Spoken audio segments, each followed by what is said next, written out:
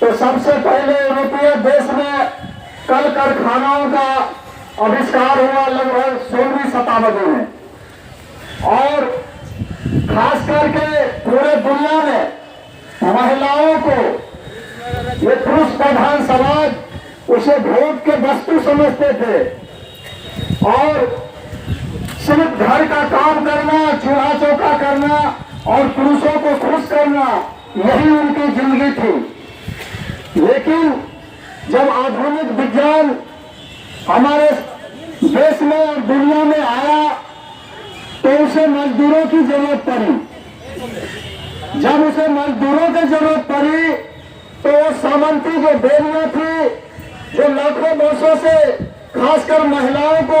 पैरों में जकड़ा हुआ था, वह बेली टूटना शुरू हुआ और मिल मालिक को मजदूर की जरूरत थी। तो उन्होंने ही पूरे दुनिया में एक प्रचार किया कि महिलाएं भी काम कर सकती है, क्या बुराई है, पुरुष और मर्द दोनों मिलकर कमा सकते हैं। तब जाके महिलाओं को भी काम करने का मौका मिला, अपने जीवन में कुछ कर दिखाने का मौका मिला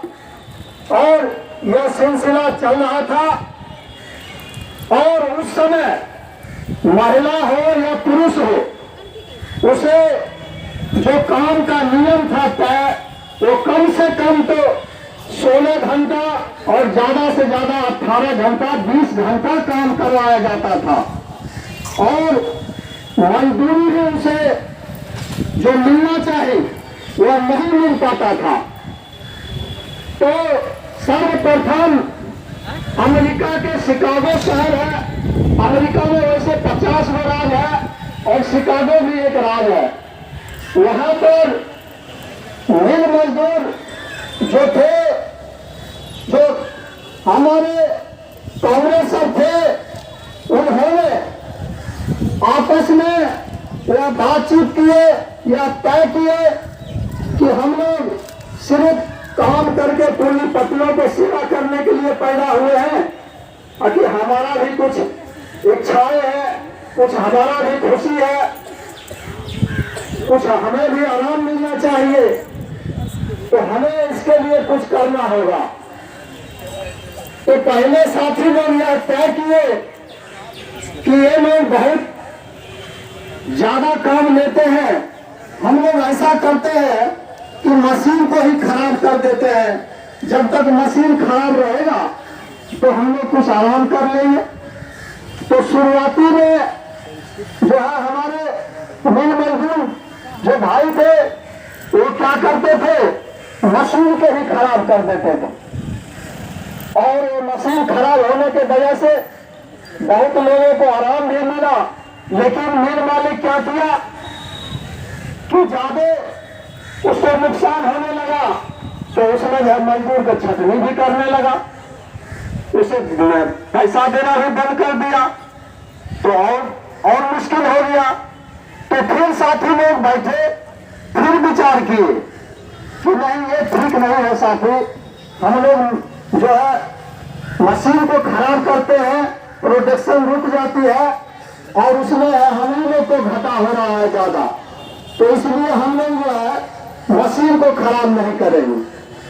तो करना क्या है, तो हम लोग हड़ताल करेंगे, हड़ताल करेंगे और मांग रखेंगे कि हम लोग जो है 16 घंटा 18 घंटा काम नहीं करेंगे, हम जो है 8 घंटा काम करेंगे, 8 घंटा आराम करेंगे, 8 घंटा मनोरंजन करेंगे। हम लोग ये मांग रखेंगे मिल मालिक के सामने, और जो मजदूरी हमको इतना कम मिलता है और मजदूरी भी हमें जो है बढ़ाया जाए और हमारे बाल बच्चे को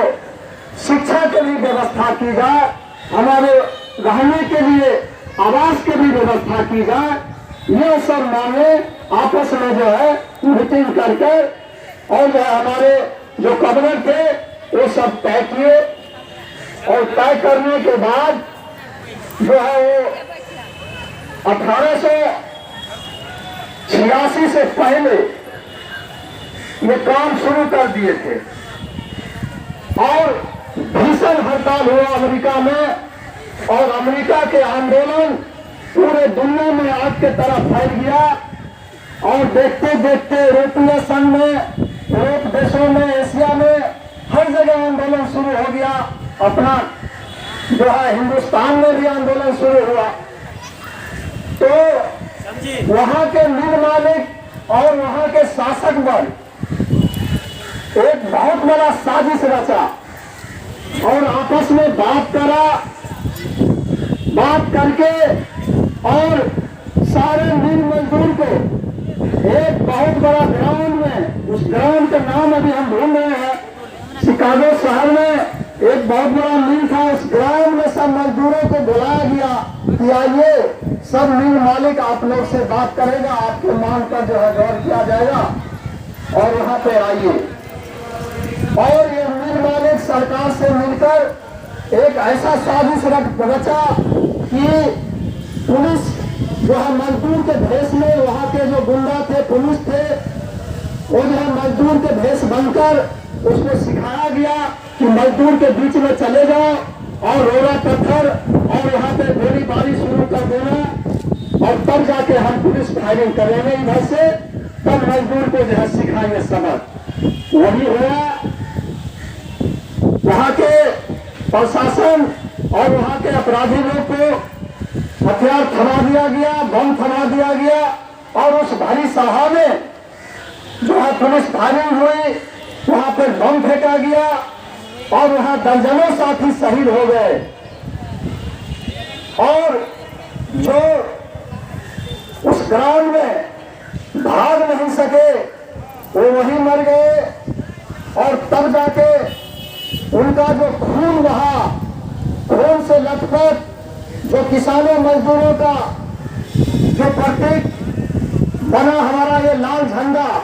यह लाल झंडा के ऐतिहासिक जो रंग है दोस्तों, वो इसलिए है कि हमारे मजदूर भाई जो शहादत दिए हैं, उनका जो गमछा है जो खून से लाल हो गया था और वहां के साथियों ने उस खून से सने लाल गमछे को जो है झंडा के रूप में वो फहराए और वो कसम खाए कि हम ये आंदोलन को, इस आंदोलन से पीछा नहीं हटेंगे और आगे भी ये आंदोलन हम लोग का जारी रहेगा और हमारा प्रतीक होगा ये लाल झंडा। और आप लोग जानते ही होंगे, जितना भी कम्युनिस्ट पार्टी पूरे दुनिया में 200 से अधिक देश है और 7 अरब से ज्यादा आबादी है, जहां भी हमारे कॉमरेड है, जिस देश में भी, वो सारे मजदूर का झंडा लाल ही होता है और वही हमारा प्रतीक है। तो दोस्तों, सर्वप्रथम 1864 में कार्ल मार्क्स और इंग्लिश के नेतृत्व में फ्रांस में एक अंतर्राष्ट्रीय मीटिंग का आयोजन किया गया था और उसमें जो है ये निर्णय लिया गया कि शिकागो में जो मजदूरों ने अपनी शहादत दी है, उस शहादत को हम हर साल याद करेंगे और मजदूर दिवस के रूप में मनाएंगे। उसके बाद अंतर्राष्ट्रीय जो संस्था है, जो अमेरिका का संयुक्त राष्ट्र संघ, वो भी बाद में जाकर यह घोषणा किया कि पूरे दुनिया में जो है मई दिवस को छुट्टी रहेगा। तो 1886 में उस आंदोलन में एक बहुत बड़ा काम हुआ, एक शहादत भी हुई और एक तरफ खुशी की भी बात हुई कि वहां के मिल मालिकों ने 16 घंटा और 18 घंटा के बजाय वो जो है शुरू में 12 घंटा काम करने पर जो है वो राजी हुआ और 12 घंटा के बाद अगर कोई मजदूर काम करेगा तो उसको ओवर टाइम देने का प्रावधान हुआ। और उसी आंदोलन की वजह से पूरे दुनिया में लेबर एक्ट बना, जो कि संयुक्त राष्ट्र संघ के द्वारा वो भारत भी उस पर हस्ताक्षर किया है और भारत में भी ये कानून लागू हुआ। तो दोस्तों, हमारे शिकागो के जो शहीद मजदूर हैं उनके कुर्बानी की वजह से आज जो है ये मजदूरों को है इतना राहत मिला है। और आप लोग जानते ही हैं, वो सरकारी हो या गैर सरकारी हो, जितने भी वेतन भोगी हैं वो सब के सब मजदूर हैं। और लोकतंत्र में तो खासकर एमपी, एमएलए, मंत्री, मिनिस्टर, जहां तक राष्ट्रपति भी जो टैक्स पेयर के पैसा से वेतन लेते हैं, तो ये भी आम जनता के मुलाजिम ही हुए, नौकर ही हुए। लोकतंत्र में आम जनता ही मालिक होता है।